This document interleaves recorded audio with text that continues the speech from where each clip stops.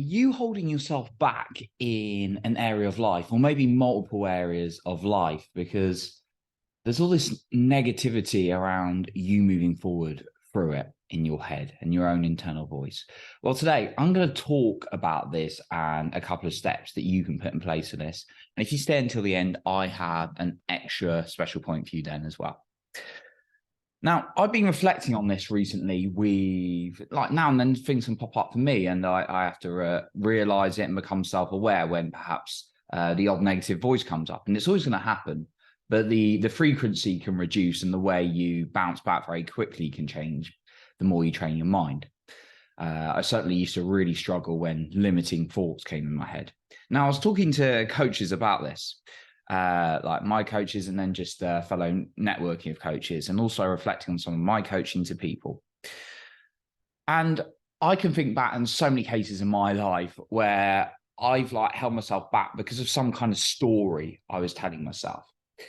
I used to really struggle for any kind of public speaking. So done hundreds and hundreds of podcast episodes now. And it's not exactly the same as standing in front of people. And I've done that quite a lot of times, but I used to be in my early 20s terrified to even say my name in a meeting. And that's because I had a story of I'm not good at speaking in front of people.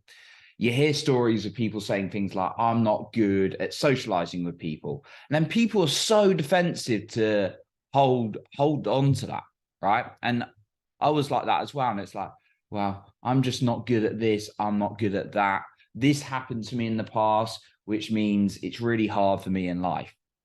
And unfortunately, we live in a world where some of that mentality is reinforced through things like the media, where they're just talking about bad things that happen. And then we have a lot of fear in us, and it creates these kind of stories. But honestly, how empowering is it to have some kind of story holding you back? Certainly for me, it's not really helped. And working with a lot of people, I see a lot of stories coming up for people, like them holding themselves back. Like, oh, I can't do this yet because of that. And it's just their brain lying to them because they've got some kind of fake story in their head.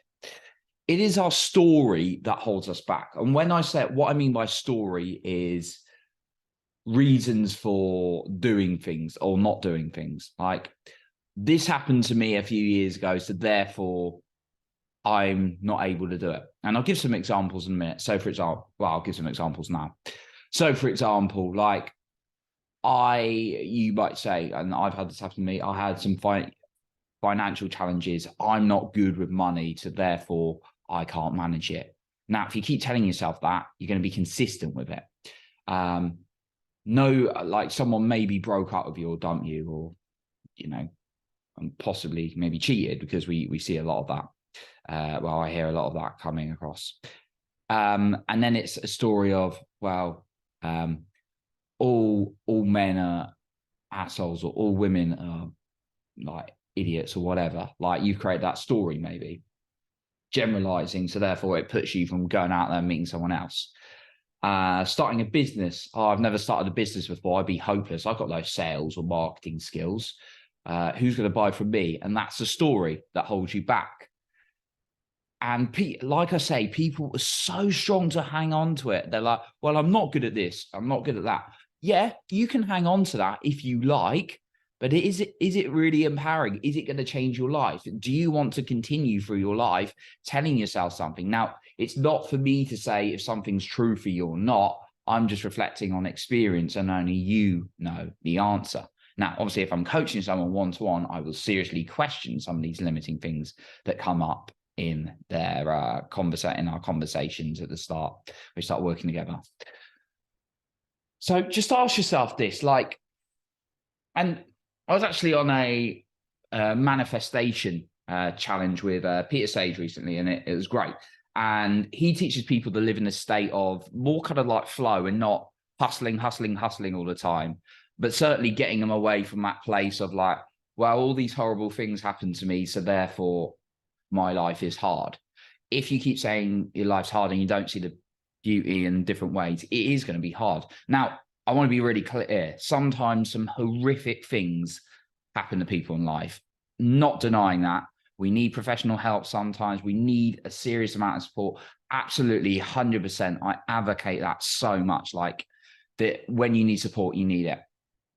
The problem is sometimes people hold on to it for years and years and years. That the story's going round that perhaps something happened to them, and therefore, like they're not in control of their life. They're disempowered. And ask yourself honestly, if you've been there when you're like, oh, this is tough, and tough. This is I lost my words there. If this is really, really, really tough, then like, how is that going to be empowering? How's that going to allow you to take control of your life?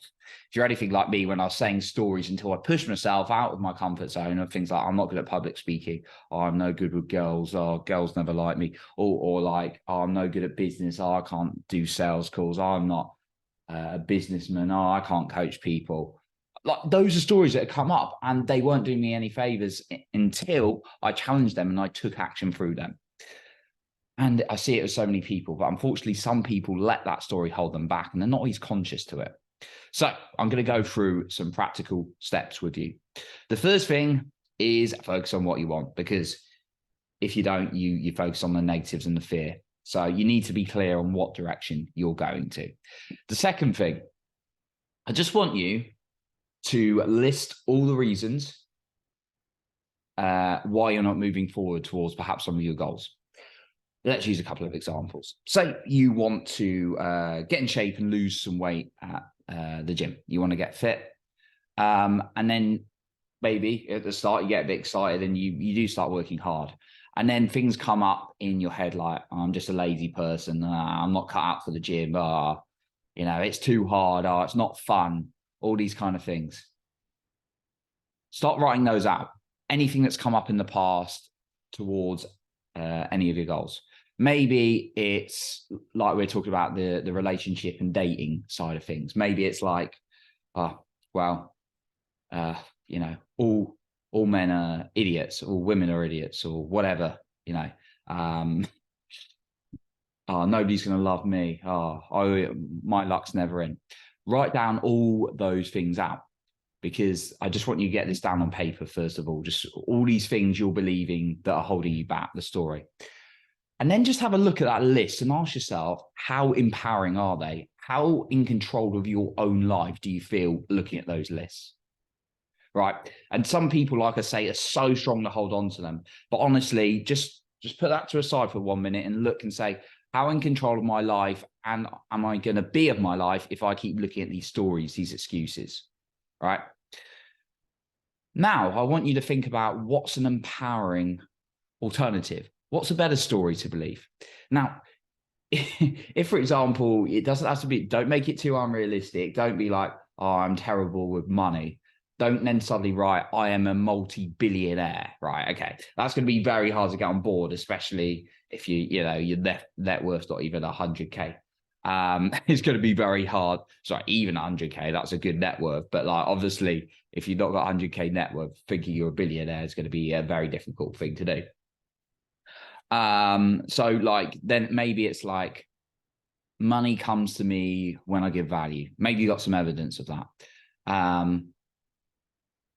Maybe you've got some hard self-love. It's hard to give yourself some self-love and you're like, I'm not worth it, I'm an idiot. Sometimes these are subconscious. Say, I am willing to love and appreciate myself. So start writing down some empowering alternatives and just write them out. Find some time to do this, like 5 minutes, all you need, more if you want. And then read them for a week out loud, ideally. Okay. Read these empowering ones out loud and just see how you feel from it. Now, I've got a final point for you. Just before we get on to that, I want to appreciate you for listening today. And if you want to hang out with me for more inspiration, you can come and find me on Instagram. My handle is @johnny.pardo. I'll leave it in the notes below as well. Okay, now what I wanted to add on, a little extension to what I was talking about, is when we're talking about these empowering stories that I want you to start giving yourself, I want you to start evidencing it. And taking small actions and then recording the evidence. So if it's like Money is a real challenging one. It certainly has been for me. And money is a really challenging thing. People have stories like, oh, money's scarce, money is limited. Oh, you got to be like super, super intelligent and make it. Rich people greedy, those kind of things that we get brainwashed wrongly with. But then if your new empowering story from one of those is like, money flows to me when I add value to the world. Well, maybe you just start giving some more value out there and then just see how it feels. Maybe it's something like that you're in control of. Maybe it's something like self-love, and you just say, I deserve to love and value myself. And then you keep giving yourself that bit of self-love every single day. So then start doing those little actions, tiny little actions, and start writing the evidence. So once again, if you want to come and hang out with me, my Instagram is @johnny.pardo. I appreciate you for being here. You're improving other people's lives by being the best you. And remember, you are in control of your own self-esteem and confidence.